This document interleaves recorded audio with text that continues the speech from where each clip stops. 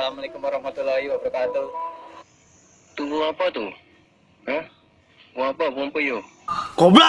Halo guys, welcome back with me again, Indra Setiawan. Di video kali ini, saya akan mengupas tuntas alur cerita dari film Train to Busan 2 atau Peninsula. Film ini berasal dari Korea yang rilis pada tahun 2020. Film ini menceritakan sebuah wabah virus yang melanda negara Korea yang semua penduduknya berubah menjadi sebuah zombie. Dan singkatnya, film ini berfokus untuk memperlihatkan perjuangan dari sekelompok orang yang selamat dari wabah virus itu untuk menyelamatkan diri mereka. Penasaran dengan ceritanya? Mending kalian atur dah posisi mager kalian yang terbaik. Pastikan wifi tetangga kalian menyala, tuangkan kopinya, dan jangan lupa kalian seduh dulu. Yang terpenting kencangkan resleting si Joni agar tidak memberontak. Kalau sudah siap dan mantap, langsung saja kita mulai videonya. Tapi intro dulu boy.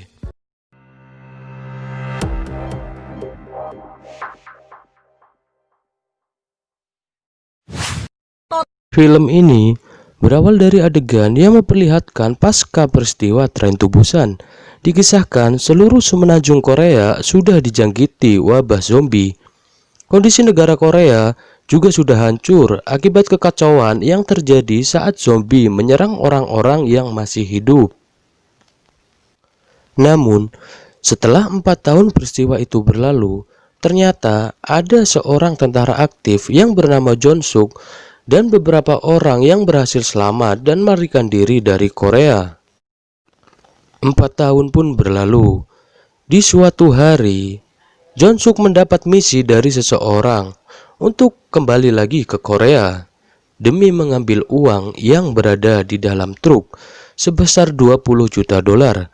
Karena ini adalah misi yang sangat berbahaya, ia dijanjikan imbalan yang sangat besar, yaitu sekitar 2,5 juta dolar per orang. Jong-suk pun menyetujuinya dan berangkat menjalankan misi kembali ke semenanjung Korea bersama 3 rekannya. Sesampainya di Korea, kondisi Korea sudah sangat kacau dan bagaikan negara mati. Di sini, Jong-suk dan rekan-rekannya langsung bergegas mencari truk itu dengan menggunakan sebuah mobil. Di tengah perjalanan, ada salah satu rekan Jong-suk yang melihat sebuah truk. Lalu Jong-suk turun untuk mengecek truk itu. Dan ternyata truk itu bukanlah truk yang dimaksud. Jong-suk pun kembali ke mobil. Di saat ia mau kembali ke mobil, ia melihat sebuah gedung dan di dalam gedung itu dipenuhi oleh zombie. Jong-suk pun bergegas kembali ke mobilnya dan melanjutkan perjalanannya. Singkat cerita, Jong-suk dan rekan-rekannya itu menemukan truk yang dimaksud, tapi ternyata di sini tidak disadari oleh Jong-suk dan rekan-rekannya bahwa mereka sedang dipantau oleh seorang gadis dari kejauhan. Karena tidak menyadari hal itu, Jong-suk dan teman-temannya langsung mengecek truk itu. Dan benar saja, di dalam truk itu terdapat uang yang sangat banyak. Dan ketika mereka akan membawa truk itu, ternyata di dalam truk itu terdapat mayat yang sudah menjadi zombie. Melihat hal itu, salah satu rekan Jong-suk mau mengeluarkan mayat itu. Seketika, mayat itu berubah menjadi zombie dan mau menggigit rekan Jong-suk. Karena panik, rekan Jong-suk tidak sengaja menekan klakson dari truk itu. Dan seketika semua zombie pun mendatangi mereka dan mengejar mereka. Tapi di sini Jong-suk dan 3 rekannya itu berhasil kabur dari semua zombie yang mengejar mereka. Di sini, di saat mereka sudah berhasil lolos dari para zombie yang mengejarnya, mereka kira ini adalah misi yang sangat mudah dan mereka pikir mereka akan semudah itu keluar dari Korea dan menjadi seorang jutawan sesampainya nanti di Hong Kong. Tapi tidak semudah itu, Ferguson. Tanpa mereka sadari, ternyata ada sekelompok orang yang mengejar mobil dan truk yang Jong-suk dan rekannya itu kendarai. Kelompok itu menembakkan flare dan kembang api atau semacamnya lah ya, yang membuat semua zombie mengejar mobil dan truk Jong-suk. Karena zombie itu terlalu banyak, akhirnya mobil dan truk Jong-suk mengalami kecelakaan karena menabrak zombie-zombie tersebut. Akhirnya, akibat kejadian itu, Jonsuk dan rekannya pun diserang oleh semua zombie tersebut. Di sini, di saat Jonsuk sudah kehabisan tenaga untuk melawan semua zombie itu, ada seorang gadis yang membawa mobil dan menyelamatkan Jonsuk. Dan di sisi lain, satu rekan Jonsuk berhasil sembunyi dari serangan zombie dengan masuk ke dalam bagian belakang dari truk yang mereka kendarai tadi. Tapi di sini truk itu dibawa sekelompok orang yang bernama Unit 361 ke markasnya. Dan rekan Jonsuk itu pun terbawa oleh kelompok Unit 361 tanpa sepengetahuan mereka. Singkat cerita, Jonsuk berhasil kabur bersama gadis itu. Sesampainya di persembunyian gadis itu, Jonsuk diinterogasi oleh Mingjun. Mingjun adalah ibu dari gadis yang menyelamatkan Jonsuk. Di sini, Jonsuk menjelaskan bahwa ia berasal dari Hong Kong dan ia diberi tugas oleh seseorang untuk mengambil sebuah uang dan ia akan kembali lagi ke Hong Kong jika ia sudah berhasil menemukan uang itu. Mendengar ucapan Jonsuk, Mingjun kembali lagi bertanya kepada Jonsuk, "Bagaimana kau keluar dari sini?" Jonsuk berkata ia bisa keluar kalau ia menghubungi bosnya menggunakan telepon satelit yang diberi oleh bosnya. Tapi di sini telepon satelit itu terbawa oleh truk yang diambil oleh kelompok Unit 631 yang diketuai oleh Sersan Huang.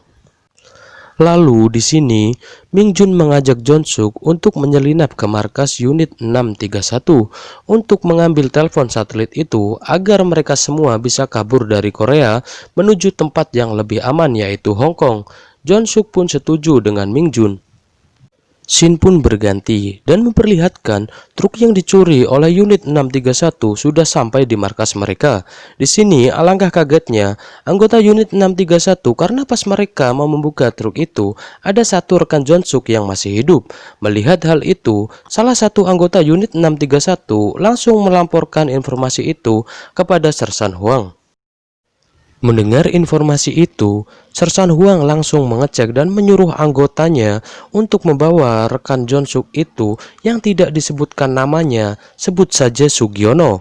Mereka membawa Sugiono ke sebuah ruangan untuk dijadikan peserta arena dan mereka membuka baju Sugiono dan membelok tubuhnya dengan nomor 61. Artinya, Sugiono adalah peserta dalam arena dengan nomor urut 61. Di sini, Sugiono dimasukkan ke sebuah ruangan yang mereka sebut ruangan itu sebagai arena. Di arena itu, Sugiono dan orang-orang lainnya yang menjadi peserta disuruh untuk bertahan hidup dari serangan zombie, dan itu dijadikan sebuah hiburan. Singkat cerita, di sisi lain, Mingjun dan Jonsuk sudah siap dengan rencananya, dan mereka bergegas menuju ke markas Unit 631.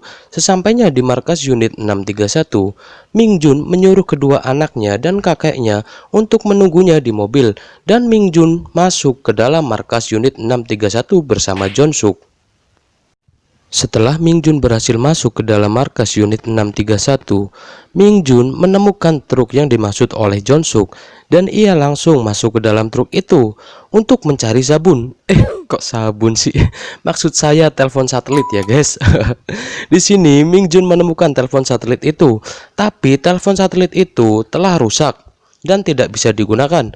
Di saat Mingjun kebingungan, di sini ada seseorang yang bernama prajurit Lim mengecek truk itu dan Mingjun langsung menodong senjata ke prajurit Lim. Di sini, ketika Mingjun menodongkan senjatanya ke prajurit Lim, di situ terjadi perbacotan di antara keduanya. Dan ternyata prajurit Lim juga ingin keluar dari markas Unit 631. Ya mungkin karena bosan lah lihat wajah si Sersan Huang yang kayak monyet. Ketika Mingjun dan prajurit Lim sedang adu bacot, di sini ada anggota Unit 631 yang melihat prajurit Lim dan ia berkata, "Ngapain lu Lim di situ?